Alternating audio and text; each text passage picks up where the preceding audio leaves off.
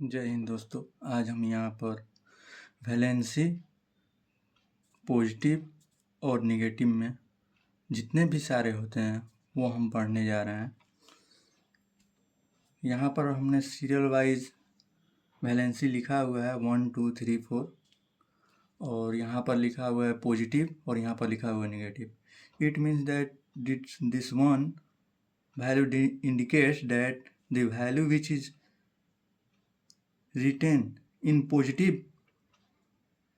or losing electrons, its value is +1, and this classification indicates the value which is written in negative term, and its value will be -1. As shown, it is written, these all elements are written in positive losing electrons, then its value will be +2, and in this classification all elements are written in negative or gaining electrons, so its value will be -2.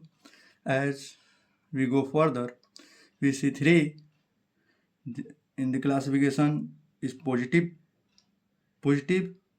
losing electrons, then its value will be +3, B +3, Al3 plus, Ga3 plus, tin plus, titanium +3 value, it means losing electrons. And here the classification, these all elements are written in a negative term, so it's gaining electron, so its value will be N3 minus P3 minus, as shown. As you go again further, then tin and Pb, its classification is done in positive term. As you can see, its classification is done in, then SN4 plus, its valency will be indicated.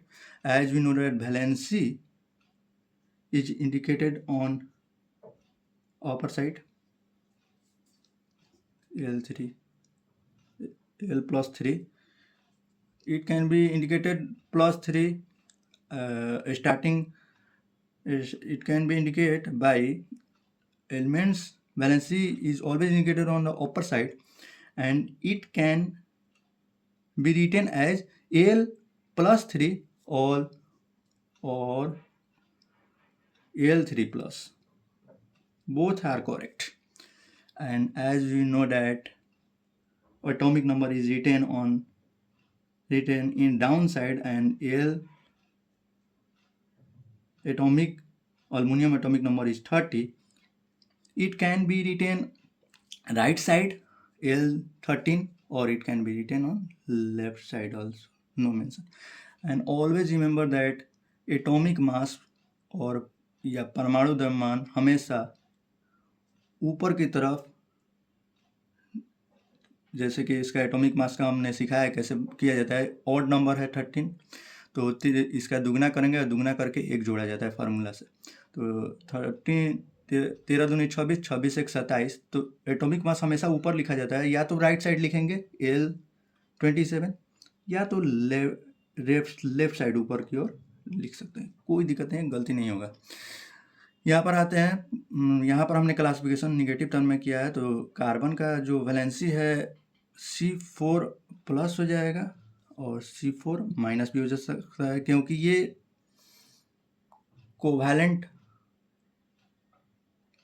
Covalency करता है, sharing of electrons करता है। और यहाँ पर जो है हम जानेंगे कि O2 को पेरोक्साइड करते हैं, ZnO2 को जिंकेट कहते हैं, SO3 को जो है सल्फाइड कहते हैं, SnO3 को स्टेनेट कहते हैं, MnO4 को परमैंगनेट कहते हैं। ये कुछ नामें हैं जो कि अगर आपको नहीं समझ में आ रहे हैं तो आप यहाँ पर से देख सकते हैं। Cr2O7 को डाइक्रोमेट कहते हैं, Pb को लेड कहते हैं, इसको सीसा भी कहते हैं, Hg को मरकरी कहते हैं, इसको पारा भी कहते हैं। अब हम यहाँ पर जो ये इतने सारे चीज़ों को सीखे हैं, इसका यूज देखेंगे कि इसका यूज कहाँ है। इसका यूज है फार्मूला बनाने में दोस्तों। देखिए यहाँ पर सोडियम जिंकेट है ना, तो सोडियम नाइट्रेट है ना, तो सोडियम नाइट्रेट का फार्मूला कैसे तैयार हुआ। तो यहाँ पर सोडियम है, यहाँ पर नाइट्रेट है। सोडियम का वैलेंसी हम यहाँ से देख सकते हैं +1 में है, पॉजिटिव टर्म में क्लासिफिकेशन, और यहाँ पर 1 लिखा था, +1 वैलेंसी +1 यहाँ पर लिख दिया। NO3 का वैलेंसी आप यहाँ पर से देख सकते हैं दोस्तों, NO3 है, इसका वैलेंसी -1 है तो -1 लिख दिया दोस्तों। अब यहाँ पर जो वैल्यू पॉजिटिव और निगेटिव में है, लूज कर रहा है कि गेन करना है, इससे हम लोग को मतलब नहीं है। हमको मतलब है कि क्या यह वैल्यू क्रॉस मल्टीप्लाई करेंगे। यहाँ पर जो Na का वैल्यू है, जो सोडियम का वैल्यू है, वो वैल्यू जो है क्रॉस मल्टीप्लाई करने पर नाइट्रेट का वैल्यू लेगा, और जो नाइट्रेट का वैल्यू है वो सोडियम का वैल्यू लेगा।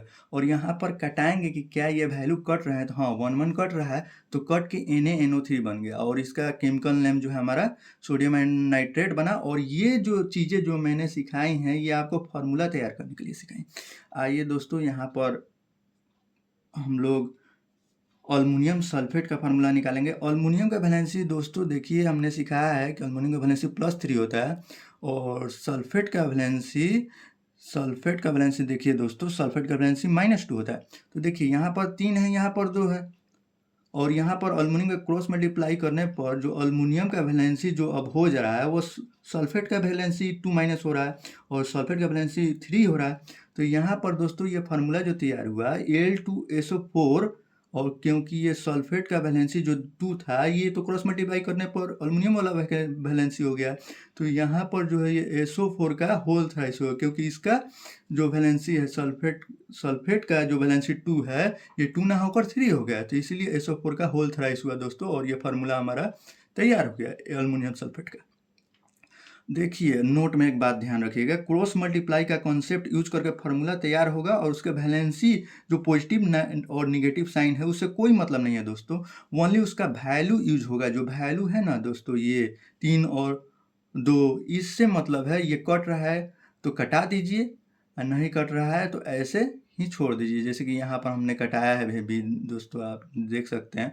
और यहाँ पर देखिए NaHCO3 है ना, तो Na का वैलेंसी +1 है, SCO3 का आप यहाँ से देख सकते हैं चार्ट में -1 है। ये कट जाएगा दोस्तों, ये वैल्यू कट गया, तो NaSCO3 बना, और ये हमारा सोडियम हाइड्रोजन कार्बोनेट भी बोलते हैं इसको दोस्तों, सोडियम बाइकार्बोनेट भी बोलते हैं।